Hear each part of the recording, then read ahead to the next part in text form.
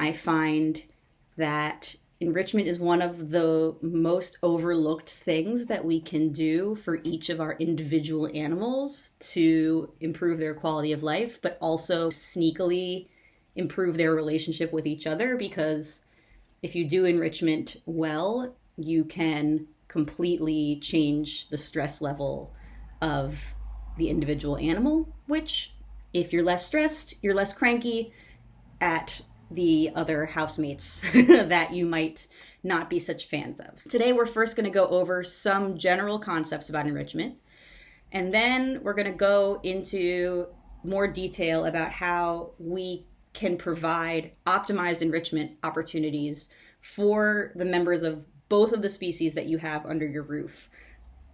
Ideally, at the beginning separately, and then eventually, hopefully, together. So what is enrichment? It's, put simply, the things that we do to provide our dogs and cats with the opportunity to do dog and cat stuff.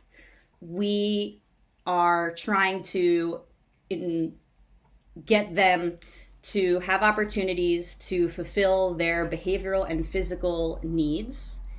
And those behavioral and physical needs are dictated by species appropriate behaviors and choices. We're going to talk a little bit about what that means in a bit, but what's important is that enrichment as a concept came about within the zoo community, and a lot of people didn't think to expand it outside of the zoo community until you really realize that our pets are also under managed care or in captivity. We control all of their access to resources, and in many cases, almost all of their choices throughout their day.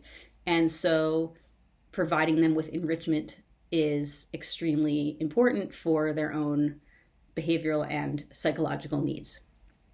Because if you don't provide your indoor pets with outlets for their natural behaviors, they will find their own ways to do it, and you might not like those choices. So let's talk a little bit about why enrichment is important from both the perspective of the animal and of us. So for the animal, providing appropriate enrichment helps prevent physical issues like obesity and the effects of chronic stress.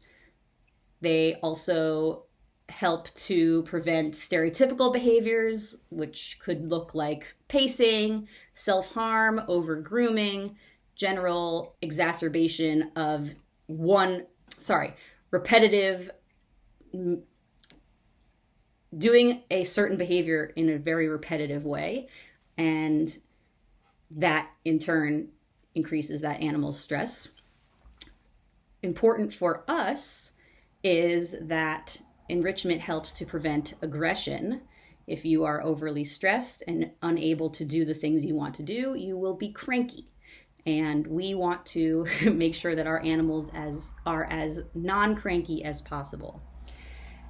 And when we're talking about chronic stress behaviors, that can lead to inappropriate elimination, increased reactivity outside the home. If you're dealing with dogs who are leash reactive, a dearth of enrichment is not going to help that. And you're also going to start seeing trigger stacking if you don't have enrichment, because the lack of behavioral outlets lays down a baseline of stress that you're then piling other triggers onto. And it helps prevent a lack of focus, hyperactivity, and helps you get a really focused animal when you're training, which is what we really want.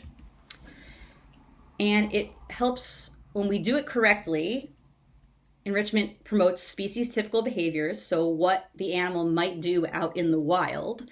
And we have domestic animals, so there isn't really a wild counterpart. So we can take a look at the behavioral repertoires of their wild cousins. For dogs, we have coyotes, we have wolves. For cats, we have any of the wild cats or any of the semi-wild cats. I'm thinking about Bengals specifically, are like half wild, half domestic.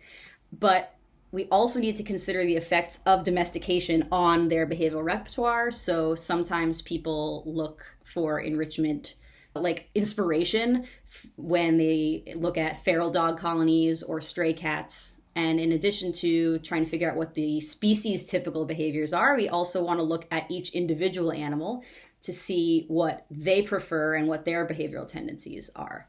We also want to make sure that we provide enrichment so that we can help our animals cope with the fact that they live in captivity, reduce their frustration, and increase their general problem solving abilities to navigate any situation that comes up.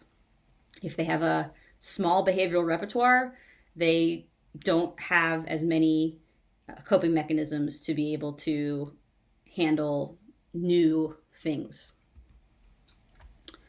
So the goals of enrichment for us is really to prevent a negative cycle between us and our animals where we get frustrated because they are doing behaviors that we are not such fans of, and then we are not really engaging because we're angry, and then it continues this cycle of them seeking out attention and other outlets for their behaviors that is undesired. But what we really want to do is put ourselves into a reinforcement loop where we add an enrichment activity and then we see that our pets are channeling those behaviors into an appropriate outlet. We are reinforced by that, and then we're going to continue to add enrichment because that is a fun and now bonding experience for us and our animals.